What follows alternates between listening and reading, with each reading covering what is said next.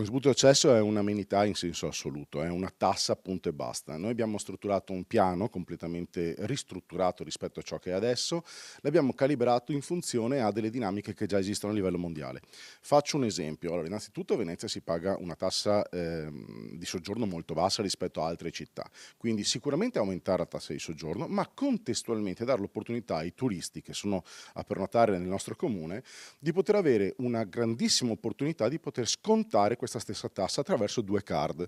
Una card molto easy per quanto riguarda coloro i quali stanno a risiedere nel comune per un paio di giorni, che darebbe accesso a una serie di musei ed una serie di scontistiche particolari, e una card sulla stessa fattispecie della New York Pass. Chi c'è stato sa di cosa sto parlando. È una card meravigliosa, ha un costo importante, si parla attorno ai $250 in America, ma comunque faremo la stessa cosa anche a Venezia, facoltativa.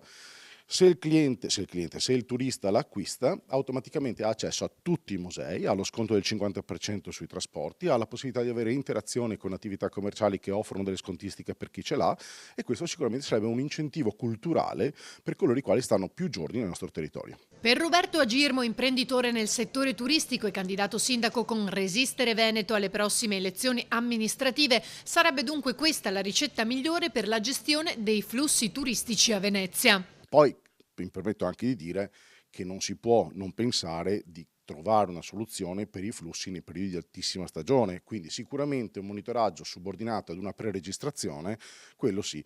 E dal nostro punto di vista, che sapete come la pensiamo, questo monitoraggio dovrebbe essere fatto, ma sono esentati i veneti. Agirmo poi, nel commentare l'approvazione di Roma Capitale, aggiunge: Roma Capitale vuol dire sostanzialmente che a Roma vengono dati maggiori poteri a livello legislativo anche e a livello di gestione economica del territorio. Bene, noi col nostro gruppo di Davide Lovat e Riccardo Sciomsky abbiamo proposto in regione di una cosa banale, semplicissima. Abbiamo detto, dato che a Roma stanno facendo questo, possiamo farlo anche per Venezia? Non abbiamo chiesto molto di particolare, che tra l'altro è molto meno di quello che vorremmo chiedere. Quindi abbiamo chiesto soltanto, lo fanno là, possiamo farlo anche qua?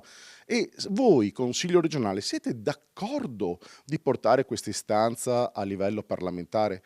Sapete cosa hanno risposto?